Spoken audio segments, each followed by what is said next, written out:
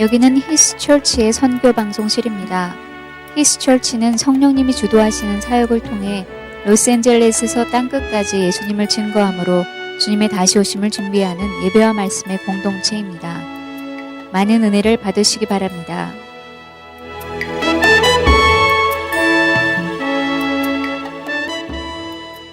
예, 하나님 아버지의 말씀 같이 교독하고 말씀을 나누도록 하겠습니다. 말씀은 에레미야서 33장 1절부터 9절입니다.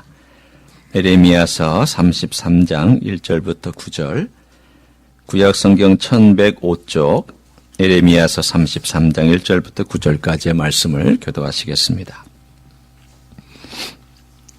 예레미야가 아직 시위대 뜰에 갇혀 있을 때에 여호와의 말씀이 그에게 두 번째로 임하니라. 이르시되 이를 행하시는 여호와, 그것을 만들며 성취하시는 여호와, 그의 이름을 여호와라 하는 이가 이와 같이 이르시도다. 너는 내게 부르짖으라. 내가 내게 응답하겠고 네가 알지 못하는 크고 은밀한 일을 네게 보이리라. 이스라엘의 하나님 여호와께서 말씀하시니라. 무리가 이 성읍의 가옥과 유다 왕궁을 헐어서 갈대아인의 참호와 칼을 대항하여 싸우려 하였으나 내가 나의 노여움과 분함으로 그들을 죽이고 그들의 시체로 이 성을 채우게 하였나니, 이는 그들의 모든 악행으로 말미암아 나의 얼굴을 가리어 이 성을 돌아보지 아니하였음이라. 그러나 보라, 내가 이 성읍을 치료하며 고쳐 낫게 하고 평안과 진실이 풍성함을 그들에게 나타낼 것이며, 내가 유다의 포로와 이스라엘의 포로를 돌아오게 하여 그들을 처음과 같이 세울 것이며, 내가 그들을 내게 범한 그 모든 죄악에서 정하게 하며 그들이 내게 범하며 행한 모든 죄악을 사할 것이라. 9절 같이 읽습니다.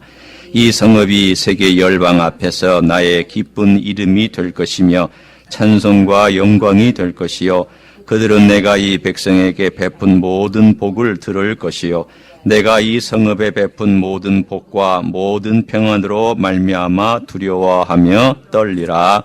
아멘.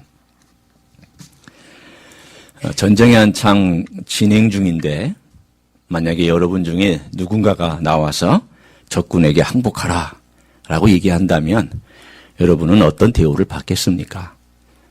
아마도 매국노라고 그렇게 사람들이 돌팔매질을 당하든지 아니면 여론의 문매를 맞든지 할 것입니다. 이 나와 있는 33장의 이야기의 배경은 아주 참혹한 전쟁이 일어나고 있는 한가운데에 있던 이야기인데, 이 이야기 가운데의 배경이 에레미야라고 하는 사람이 온 예루살렘에 있는 사람들에게 말하기를 항복하라고, 이 바벨론 사람에게 백기를 들으라고, 전쟁을 치르지 말라고, 그리고 칼이나 활이나 이런 거 쓰지 말라고, 그냥 나가서 우리 잘못했다 바짝 엎드리고 그들이 끌고 가면 끌고 가고 죽이면 죽임 당하고 노예로 팔면 노예로 팔려가라, 이 이야기를 에레미야가 했습니다. 그러니 예루살렘 성에 있는 사람들이 좋아하겠습니까? 전혀 좋아하지 않죠. 그들에게 있어서는 막연한 기대가 있었습니다. 어떤 막연한 기대가 있었을까요? 설마 하나님이 이 백성을 버리랴? 설마 선민인 우리를, 신의 산에서 하나님께서 그렇게 도장 찍어서 백성을 만든 우리를 하나님께서 그렇게 파괴시키랴? 그리고 여기에 하나님의 성전이 있지 아니하냐? 하나님이 머물고 계시는 이 성전이 지금도 이렇게 우뚝 서 있는데 어찌 하나님께서 저 성전을 허물고 하나님의 존재를 스스로 부인할 수 있겠느냐고 그들은 그렇게 스스로 확신을 했습니다. 그렇기 때문에 그들은 일종의 미신을 갖고 있었던 거죠. 하나님이 그러실 리가 없다. 하나님이 이 마지막 순간에도 우리를 살려주실 것이다라고 하는 그 막연한 희망과 막연한 기대를 가지고 바벨론이 지금 예루살렘 성 전체를 다 둘러싸고 있는 전쟁의 한가운데 있을 때에 에레미야의 그 메시지를 듣는 순간 시드기야 왕이 저 선지자 잡아다가 옥에 집어넣어라.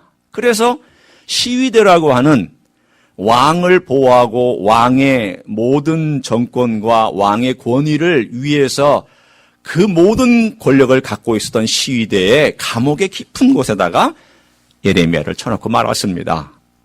그 어려운 순간, 그 침울하고 고통스러운 순간 하나님께서 예레미야에게 하신 말씀이 32장의 말씀과 33장의 말씀입니다. 어떻게 생각하면 예레미야가 참 불행하죠. 그렇지 않습니까? 감옥에 있으니까 사람들은 말을 안 듣죠. 하나님이 뭐라고 말씀하셔도 귀를 열지를 않고 자기들이 듣고 싶은 대로 믿고 싶은 대로만 행동하고 있으니 이 예레미야 마음이 얼마나 답답하겠습니까? 그런데 예레미야보다 더 불쌍한 사람들이 있었습니다. 그게 누굴까요? 감옥 바깥에 있었던 예루살렘 성에 거주하고 있었던 그 백성들이 사실은 더 불쌍한 사람들입니다. 왜 그럴까요? 이제 1년도 채 남짓하지 않은 기간 동안에 그들이 한 거 하다가 다 포로로 잡혀가고 모든 땅 위에 돌 하나 남기지 아니하고 하나님의 성전은 깨끗하게 불에 타서 없어질 것이며 그 모든 성전에 있었던 기구들은 바벨론 땅으로 옮겨갈 것이 채 1년도 남지 아니한 상황 가운데 그들이 죽을지도 모르고 걸어가고 있는 모습을 감옥에서 보고 있는 이 예레미야의 심정은 어떻겠습니까? 만약에 여러분이 예레미야라면 여러분은 누구 때문에 더 슬퍼하겠습니까? 어쩌면 자기가 지금 이 감옥에 갇혀 있는 것은 괜찮다고 생각할 것입니다. 이건 괜찮아. 이건 내가 견딜만 해.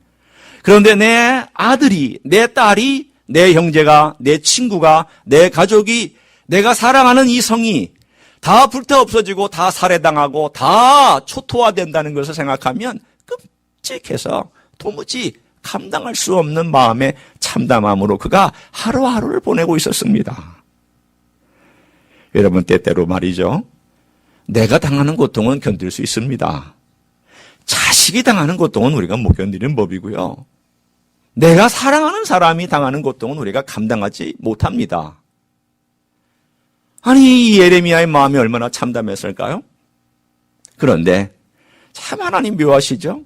이 참담하고 고통스러운 깊은 절망 속에서 하나님께서 희망을 끌어내시고 희망의 메시지를 전해주고 계셨습니다.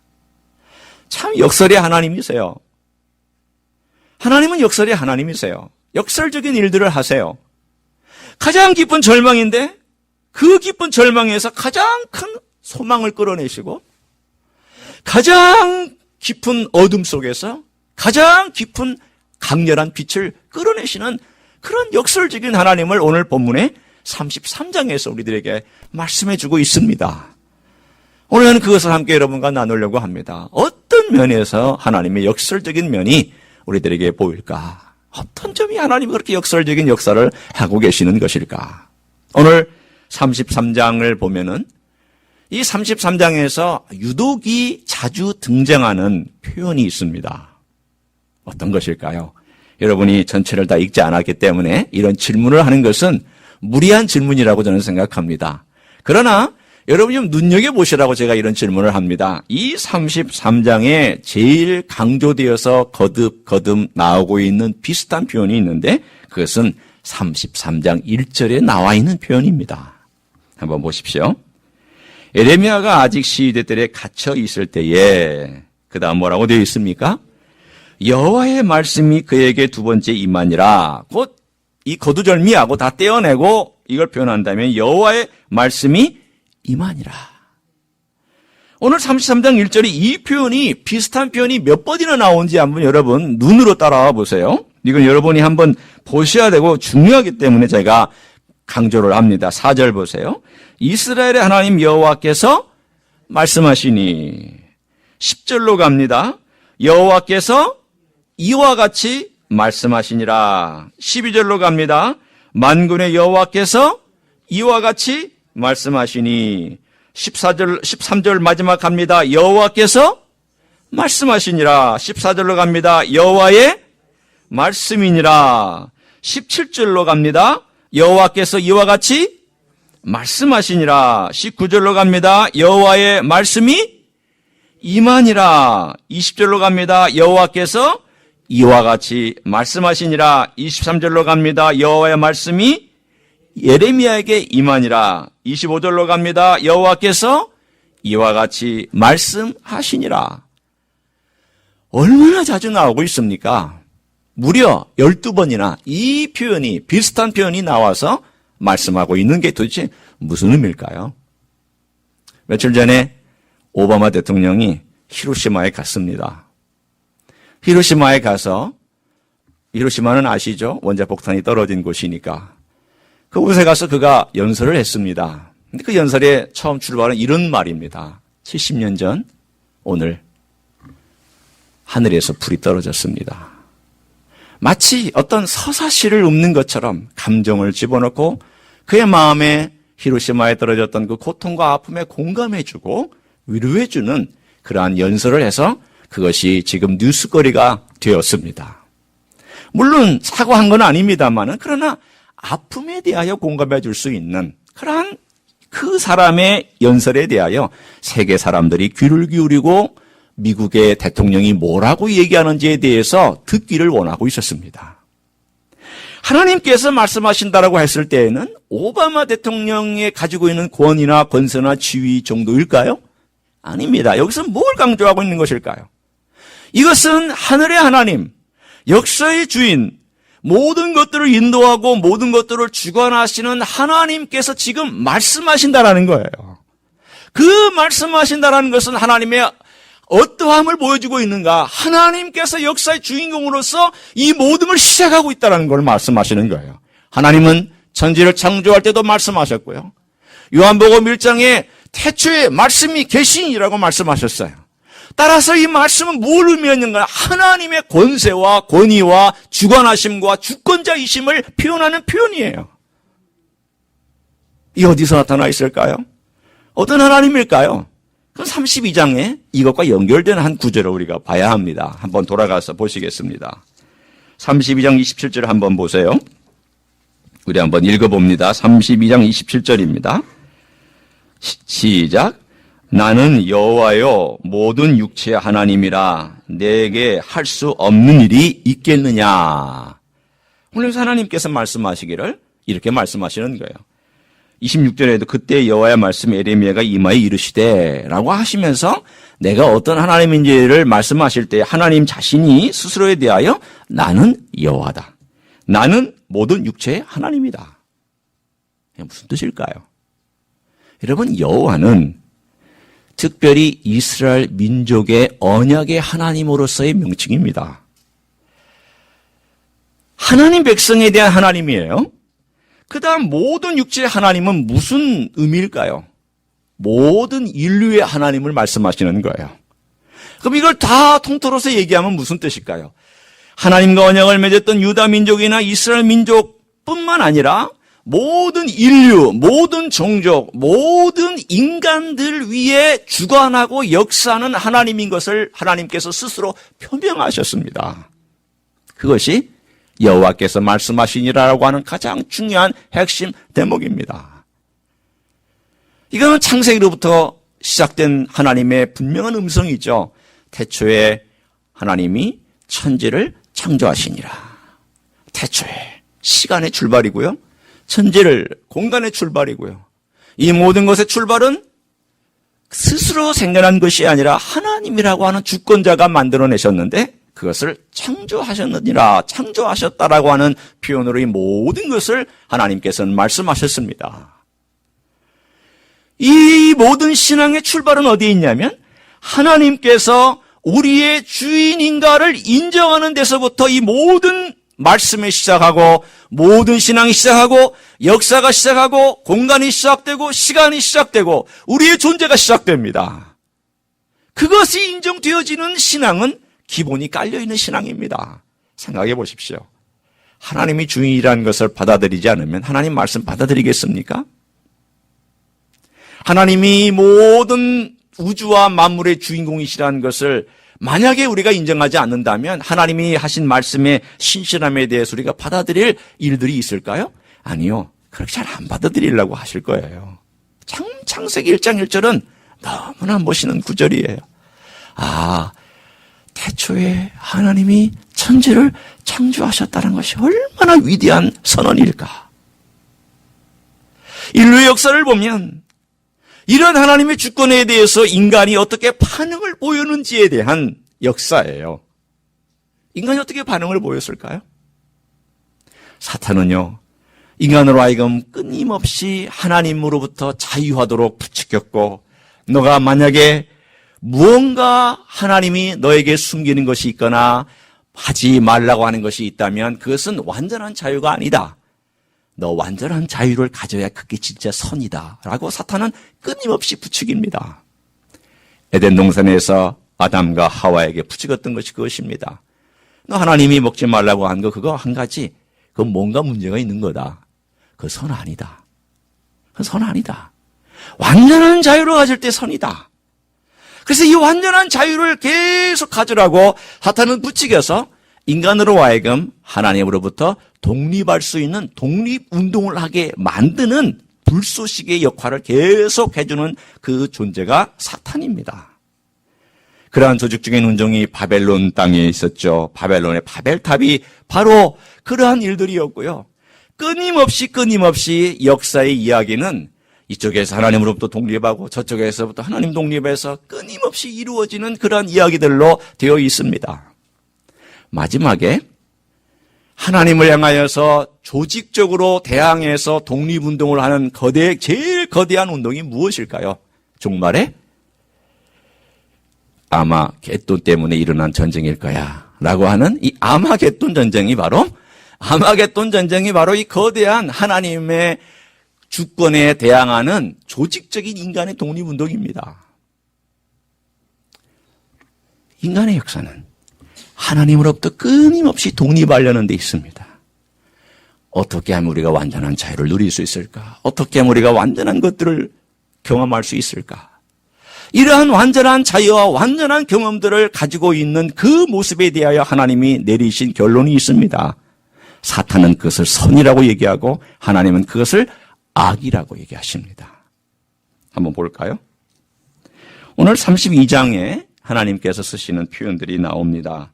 30절을 한번 보세요.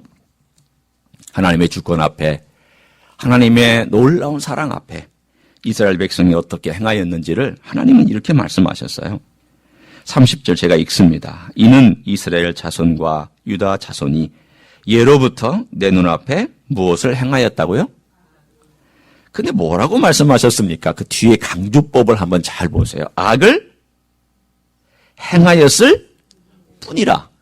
여러분이 이 표현을 좀 한번 저에게 말씀해 주세요. 이게 행하였을 뿐이라 이 말은 무슨 뜻이에요? 다 악이다라는 거예요. 다 악이라는 거예요. 오직 악만 생각했다는 거예요. 아니, 하나님 좀 이상하지 않습니까? 하나님 옛부터 어떻게 유다와 이스라엘 백성이 악을 행했습니까? 하나님께 찬송도 하고 하나님께 경배도 하고 하나님께 나아가지 않았습니까? 행동은 그런 행동이 있었지만 본질이 뭐라는 거예요? 악이라는 거예요. 본질. 오늘 여기서 하나님께서 말씀하시는 것은 행위를 말하는 게 아닙니다. 우리가 선한 행위를 했다, 악한 행위를 했다, 어떤 범죄를 저질렀다, 이걸 얘기하는 것이 아니라 인간의 가지고 있는 본질이 악이라는 것을 하나님께서 꿰뚫어 보고 있는 거예요. 너의 본질 속에 나를 계속 떠나려고 하는, 나로부터 독립하려고 하는 그 마음을 하나님께서는 악이라 칭하셨어요. 그걸 또 이렇게 표현했어요. 31절 한번 보세요. 이 성이 건설된 날부터 오늘까지 나의 노여움과 분을 일으킴으로 내가 내 앞에서 그것을 옮기려 하노니 이는 이스라엘 자손과 유다 자손이 그 다음 뭐라고 되어 있습니까? 모든 악을 행하여 내 노여움을 일으켰음이라. 인간의 본질이 하나님께서 예루살렘을 다 보고 계시는데 이 성이 건설된 날부터 예루살렘이 하나님의 백성이 살지 않은 그 과거는 말할 것도 없거니와 다윗이 들어와서 다윗성으로 삼은 그 순간에도 이 성에 가지고 있었던 특징은 뭐냐? 악이었다는 거예요. 그래서 하나님께서 이 악에 대하여서 하나님 간섭하시고 하나님께서 이것에 대하여 책임을 묻는 놀라운 메시지가 뭐냐면 하나님의 분노입니다. 오늘 32장, 33장에 나와 있는 32장은 하나님의 분노에 대해서 말하고요.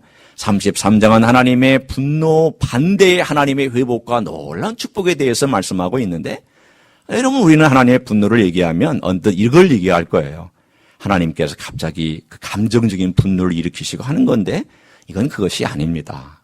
하나님의 감정의 어떤 표현도 없지 않아 있지만 더 중요한 것은 하나님께서 인간의 악한 역사에 개입하셔서 그걸 통하여서 무엇을 행하시려고 하시는가에 대한 표현이 하나님의 진노라는 말씀으로 표현되어 있습니다.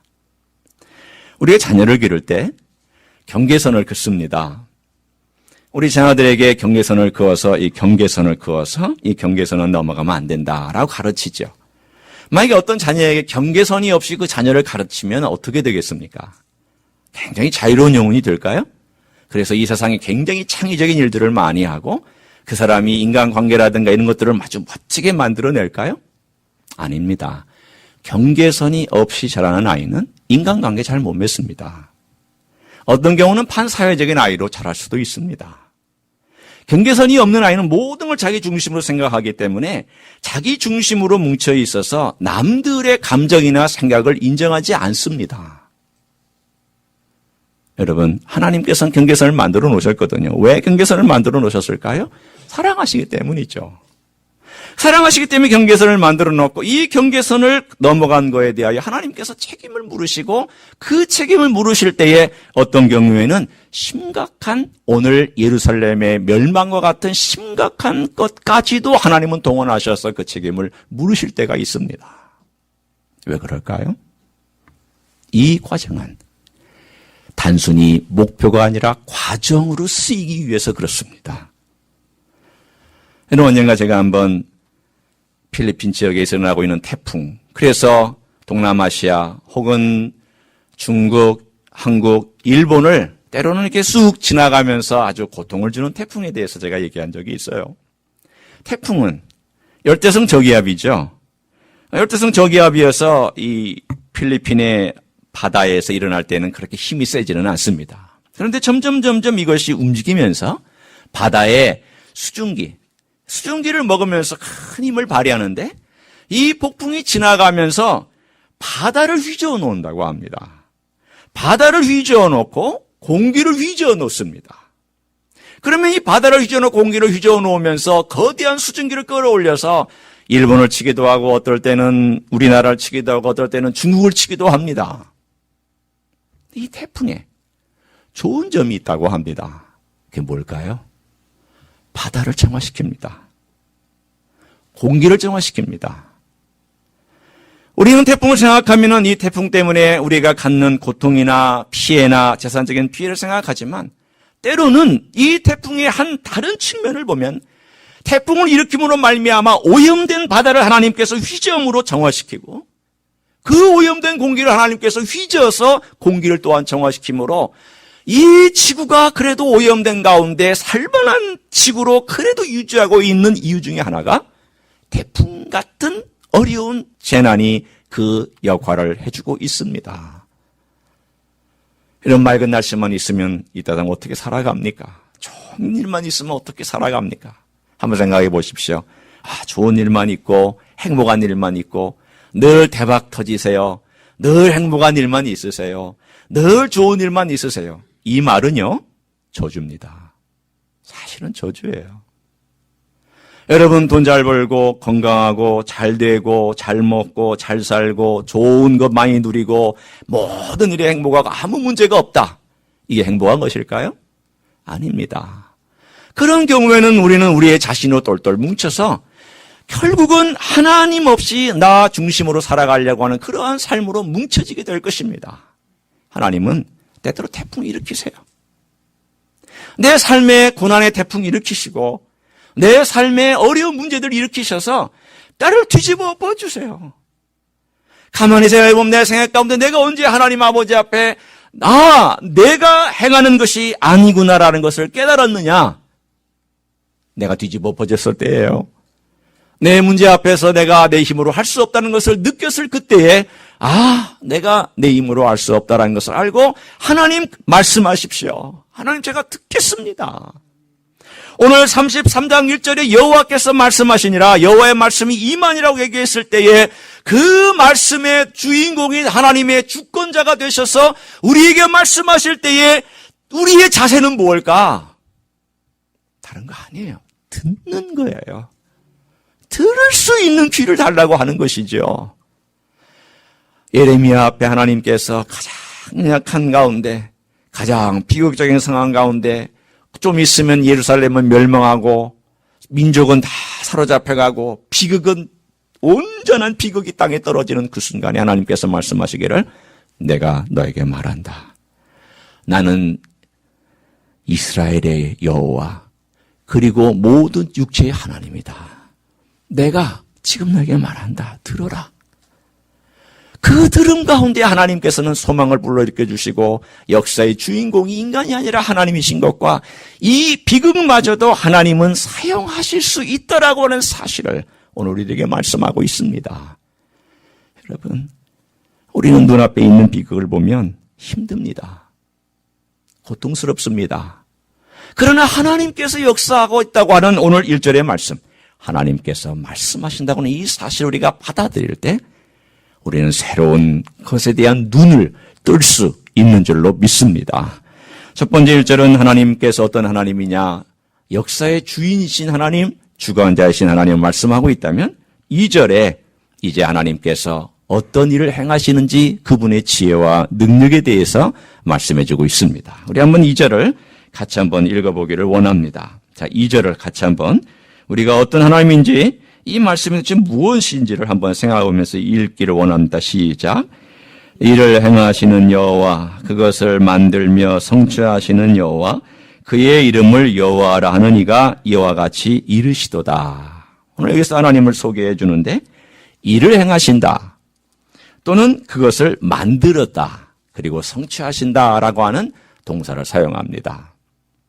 여러분, 이것이 어떤 의미일까요? 이 사람들이 이 단어를 들었을 때에 떠오르는 하나님의 구절이 있고요, 장면이 있습니다. 이게 뭘까요? 여기서 행하신다, 만들다 이 단어는 창세기 1장과 2장에 쓰여지고 있는 히브리어의 단어들입니다. 하나님께서 선지를 창조하실 때 히브리 단어 3개를 썼습니다. 이 단어는 여러분이 외우시지 않아도 상관없어요. 그러나 이 단어는 상당히 근접한 의미를 갖고 있기 때문에 한번 들어보시면 도움이 될 거라고 생각해요. 하나는 바라라고 하는 히브리 단어고요. 하나는 아사라는 단어고 세 번째는 야사르라는 단어예요. 그런데 이 세 단어가 다 동의어인데 첫 번째 단어 바라라는 단어는 create, 창조하다라는 말로 표현되어 있고요. 아사는 만들다, make라는 단어로 표현되어 있고 야사르라는 단어는 form, 지으시다, 짓다라는 단어로 1장과 2장에 표현되어 있습니다. 그러니까 이 단어는 하나님께서 쓰신 단어인데 이 2절에 쓰고 있는 단어가 바라라는 단어는 사용하지 않았지만 아사하고 야사르라는 단어를 사용을 했어요. 아마도 발음이 비슷하기 때문에 강조하기 위해서 사용한 것 같아요. 마치 뭐가 같으냐면 우리 한국 민족이 어떤 단어를 제일 익숙하게 생각하십니까? 아리랑?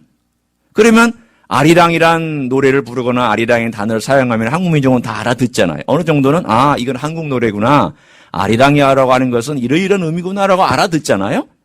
히브리 사람들에게 제일 익숙한 단어가 뭘까요? 이 단어예요. 바라, 아사, 야사라는 단어예요. 이건 너무나도 히브리 사람들에게 익숙한 단어예요. 뭘 의미하고 있을까요? 이 아사와 야사라는 이렇게 사용되고 있습니다. 일반적으로 바라라는 단어는 사용하지 않았지만 바라라는 단어는 하나님의 창조의 모든 영역에 다 창조한 것들을 포괄적으로 의미하고 있죠. 그러나 이 아사는 어디에 쓰였냐면 창세기 1장 25절과 26절에 하나님께서 우리가 우리의 형상을 따라 우리의 모양대로 우리가 사람을 만들고라고 하는 이 만들었다는 단어에 하나님께서 쓰신 단어가 이 아사라는 단어예요. 뿐만 아니라 이 세 번째 야사르라고 하는 이 단어는 어떤 단어냐면 2장 7절에 하나님께서 생기를 코에 불어넣으셔서 인간을 지으시다 이렇게 생명이 되었다라고 했을 때에 거기에 쓰인 단어예요. 무슨 의미가 있을까요? 여러분, 오늘 하나님께서 이스라엘 민족을 향하여서 절망과 흑암 가운데 놓여져 있는 그들에게 하나님께서 행하실 일이 마치 창세기 1장과 2장에 있던 것처럼 내가 새 일을 행할 것이다. 그 새 일은 창조의 일과 같다. 그것은 그전에 없는 창조의 일이다. 그것은 내가 계획하고 내가 실행하고 내가 완성할 것이다. 뿐만 아니라 그것은 내가 인간을 지어서 그 인간의 창조의 클라이막스 같이 내가 지었던 것처럼 그렇게 멋지게 전혀 알 수 없는 새로운 일이지만 그 놀라운 클라이막스와 같은 일을 내가 행할 것이다. 라고 하는 그 기대감을 오늘 이스라엘 멸망당하고 있는 이스라엘 민족에게 부여해주고 있는 희망의 메시지였습니다. 사랑하는 성도 여러분, 이 일이 얼마나 사람들에게 큰 위로가 되는지 이것을 들었는지 우리가 오늘 본문 가운데 나와 있지는 않지만 하나님께서 이 메시지를 우리에게 전해 주었을 때에는 흑암 가운데 하나님께서 어떤 일을 행하신지를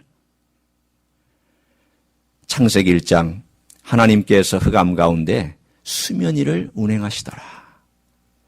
오늘 여기 나와 있는 것처럼 하나님께서 이스라엘 민족의 그 험한 어둠과 흑암 가운데 모든 것이 무질서하게 되어 있는 가운데 하나님께서 어떻게 그 어려운 그들의 무질서를 통하여 하나님께서 새로운 일을 창조하실지 그 미래가 더 창대하고 멋질 것을 말씀해 주고 있는 대목이기도 합니다.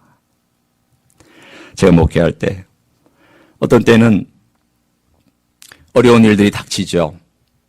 여러 가지 힘든 일, 또 여러 가지 앞에 캄캄하게 느껴지는 일들이 있을 때 어떤 경우는 선배 목사님들과 함께 같이 얘기도 하고 나보다 앞서가셨던 선배 목사님들과 함께 대화하고 또 같이 기도도 부탁할 때가 있습니다. 그러면 이 선배 목사님들이 이렇게 얘기를 합니다.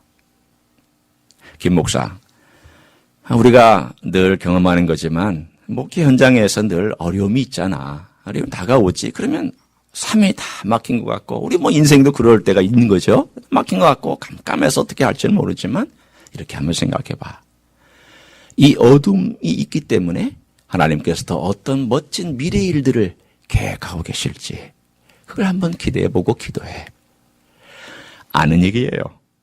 그러나 나보다 앞서 목회하고 나보다 앞서 어려움을 겪어나가면서 하나님을 기대하며 살아왔던 그리고 잘 목회해왔던 사람들의 이야기를 들으면서 위로를 받습니다. 그래, 내 기도를 지금에 있는 이 어려움에 초점을 맞추지 말자. 물론 이걸 위해도 내가 기도를 해야 되겠지만 이것만 가지고 기도하지는 말자.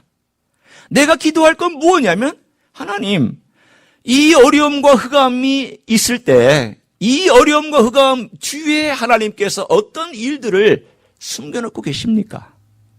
하나님 어떤 일들을 저에게 주시려고 하십니까? 어렵기 때문에 하나님께서 더 멋지게 주실 일들이 무엇입니까? 하나님, 그것을 제가 기대하면서 이 어려운 과정을 견뎌나가기를 원합니다. 이길 수 있기를 원합니다. 그런 기도를 드리곤 했습니다. 오늘 본문에 나와 있는 이 이야기를 한번 보십시오. 일을 나는 만드는 자다, 창조하는 자다. 나는 이 일을 형성해가는 자다. 너가 하는 것이 아니라 내가 창조주인 나로서 내가 만들고 내가 내 주권과 내 지혜와 능력을 가지고 일을 행하는 것이다. 너는 나를 신뢰할 수 있느냐? 지금 이 어둠과 이 곤고한 것과 지금 눈앞에 닥쳐져 있는 꽉 막힌 현실 그것 바라보지 말고 내가 일을 만들어내고 내가 일을 만들어내되 그 전보다 더 멋진 일, 지금에 있는 흑암을 사용해서 빛을 만들어내고 비극을 통하여서 놀라운 희망을 만들어내고 멋진 일을 만들어내는 그것을 바라보고 신뢰할 수 있느냐라고 주님은 우리에게 묻고 계십니다. 그런 하나님을 보여주고 계세요. 그런 멋진 하나님을 오늘 본문의 3절에는 이렇게 표현합니다.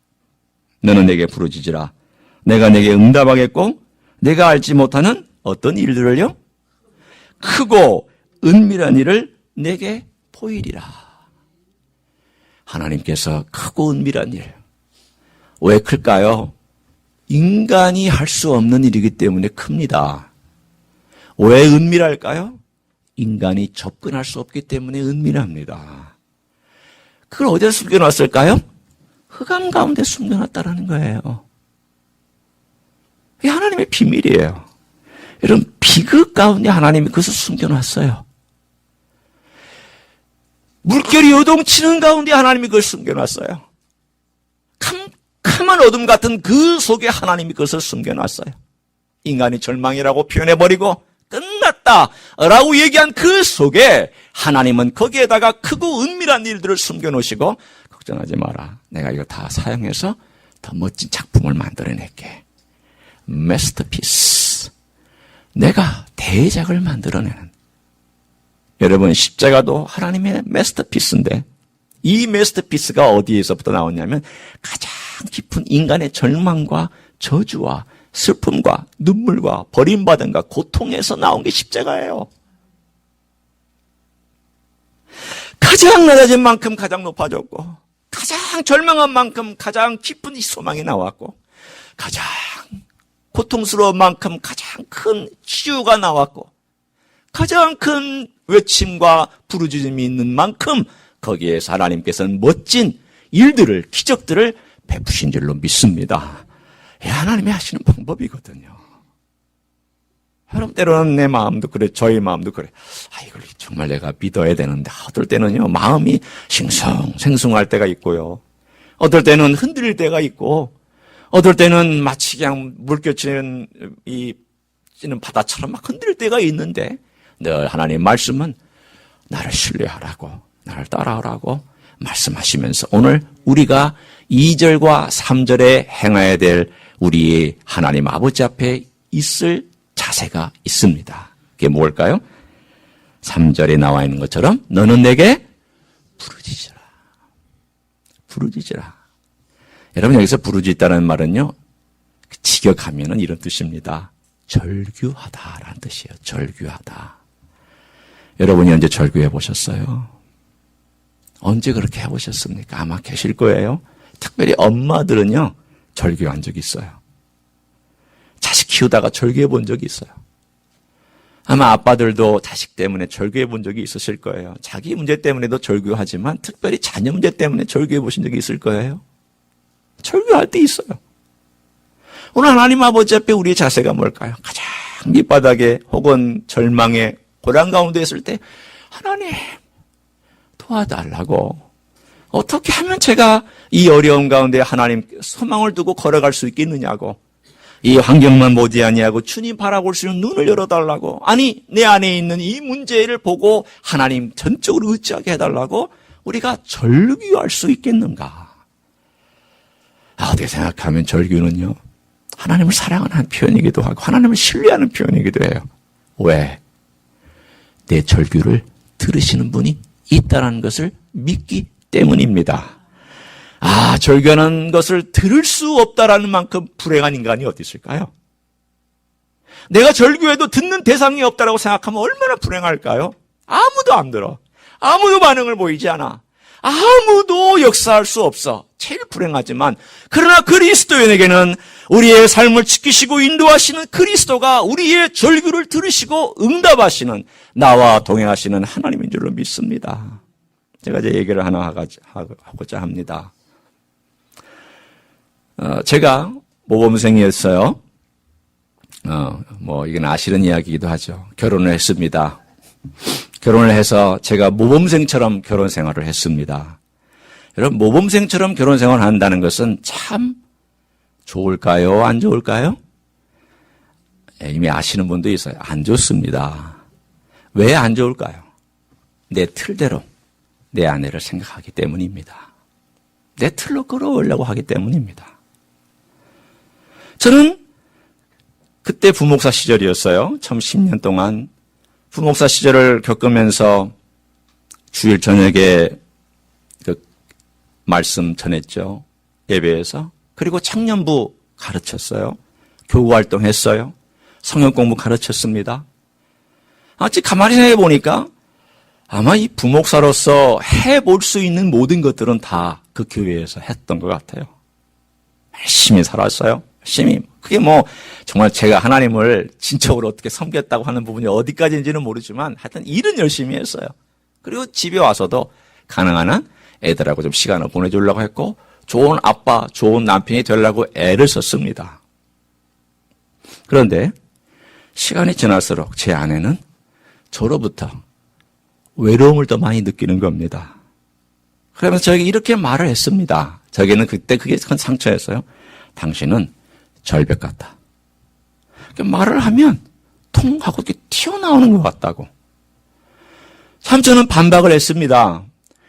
그게 무슨 말이냐. 내가 당신 말을 안 들어주냐. 나는 항상 가슴이 열려있다. 남자들이 늘 그런 말 하잖아요. 나는 늘 열려있다. 나는 늘 당신 말 듣는다. 그런데 시간이 갈수록 내 아내는 더 외로워지고 내가 사랑한다고 얘기하면 사랑하고 내가 애쓰면 애쓸수록 아내는 더 외로워지고 아내는 더 힘들어지고 결국은 참으로 육체적으로도 힘든 지경까지 가서 그것이 10년이 되었습니다. 늘 그랬다는 건 아니에요. 그렇지만 이것이 쌓여서 10년째.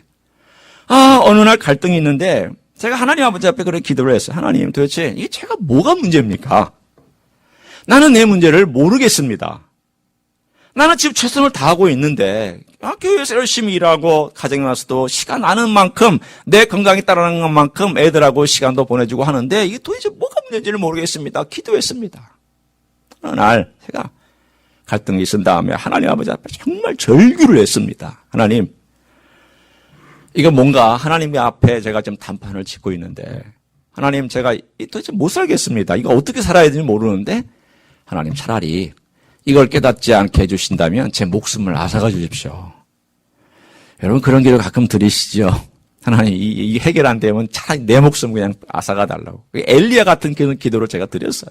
하나님 도대체 모르겠다고 아내는 저보고 절벽 같다고 얘기하고 나는 뭐가 문제인지를 모르겠고 내가 어떻게 해야 될지를 모르겠고 이런 관계를 가지고 계속 간다면은 가정이 어떻게 되겠느냐고. 사실은 아내의 그 어려움의 호소가 제 가슴에 와 닿았기 때문에 하나님 앞에 기도했어요. 알게 해달라고 절규를 했습니다. 어느 날 제가 이 문제를 가지고 막 절규하면서 기도를 하는데 그날 제 가슴이 바늘로 무언가가 찌르듯이 찌릿찌릿 아프더라고요. 그러면서 하나님께서 저에게 이렇게 말씀하시는 것 같았어요. 네 아내가 이렇게 아프다. 네 아내가 이렇게 아프다. 저는 심장이 비교적 튼튼한 사람입니다. 한 번도 그렇게 아파본 적은 없어요. 다른 건 제가 좀 약했는지 몰라도 심장은 이렇게 찌릿찌릿하거나 부정맥이 있거나 아파본 적이 없는데 그날따라 제 가슴이 이렇게 찌릿찌릿하면서 하나님께서 그렇게 말씀하시는 것처럼 들려졌어요. 네 아내가 그렇게 아프다. 그리고 났더니 제 마음에 뭐가 생기기 시작했냐면 내가 말하는 것과 내가 행하는 태도가 아내에게 상처를 줬나 보다. 그게 뭘까? 내가 가지고 있는 내 중심의 사고, 내가 가지고 있었던 내 중심의 말, 그리고 내가 늘 옳다라고 내가 모범생이라고 생각하는 그러한 어떤 틀의 아내를 놓고 생각하는 것들, 이런 것들이 조금씩 보여지기 시작을 했습니다. 하나님께서 저의 완고한 마음, 저의 그 두꺼운 마음을 하나님께서 바늘로 찌르시면서 이것이 네가 왜 아내를 아프게 했는지 이유라고 하는 이유들을 조금씩 알게 해주셨습니다. 그때 이후로 제 삶이 확 변한 건 아니에요. 오랜 시간이 걸쳐서 변했지만 그러나 그 일이 있은 이후 다음부터는 제가 아내 이야기를 듣고 뭔가 내가 잘못했다고 생각하는 것들을 생각하고, 물론 이 고쳐나간다는 것은 시간이 오래 걸립니다. 남자는 철이 들면 죽는다고. 이 철이 들기까지 시간이 너무 오래 걸립니다. 지금도 철이 들어가는 과정 가운데 있어요. 참 오래 걸리는 과정. 이제 결혼 27년인데 죄송합니다. 우리 선배님들 앞에서 제가 이런 얘기를 한다는 것이 문제가 있긴 하지만 27년의 과정 가운데 10년은 전혀 몰랐어요. 10년은 전혀 깨닫지도 못했어요. 내가 잘못했다는 생각도 하지 않았어요. 그러나 10년이 지나면서 내가 잘못한 게 있구나. 내가 문제가 있구나. 내가 내 식대로 생각했구나. 이건 내가 고쳐야 되겠구나. 하나님 은혜로 고쳐주시기를 원한다고 하나님 아버지 앞에 깨지기 시작하는 과정을 지난 17년 동안 서서히 갖기 시작을 했습니다. 여러분, 우리 하나님 아버지 앞에 있는 가장 큰 악이 뭔가? 여러분, 그건 다른 게 아닙니다. 내 중심의 삶이에요. 내 중심의 사고고요. 내 중심의 판단이고요. 내 중심대로 하나님을 판단해버리는 것도 역시 악입니다. 저는 그게 악인 줄 몰랐어요. 저는 그게 심각한 악인 줄 몰랐던 것이에요. 목사이면서도 몰랐어요. 그러나 하나님께서 이 과정들을 통하여서 저에게 이것이 악이구나. 이것이 악한 것이구나. 그러면서 하나님께서 새로운 일을 행하여 주십시오. 하나님께서 변화의 일들을 행하여 주십시오.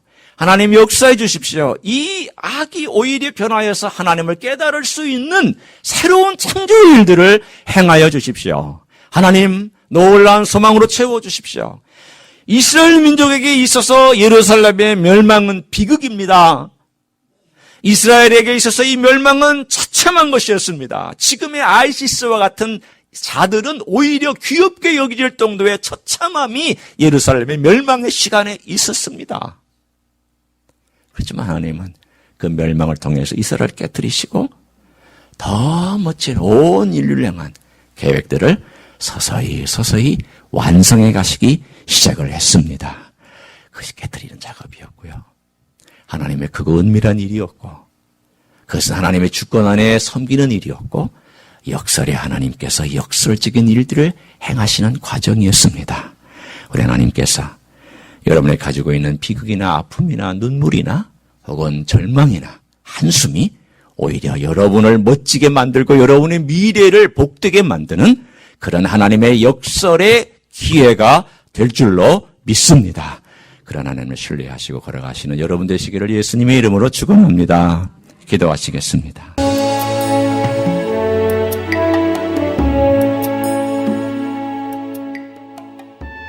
히스처치는 로스앤젤레스에 있는 한인타운과 다운타운의 중간에 위치하고 있습니다. 주일 아침 예배는 11시, 수요 예배는 저녁 7시 30분, 새벽 기도회는 매일 아침 5시 30분에 들을 방문해 주시기 바랍니다. 오늘도 주께서 주시는 평강과 은혜 안에서 승리하시기를 주님의 이름으로 축복합니다.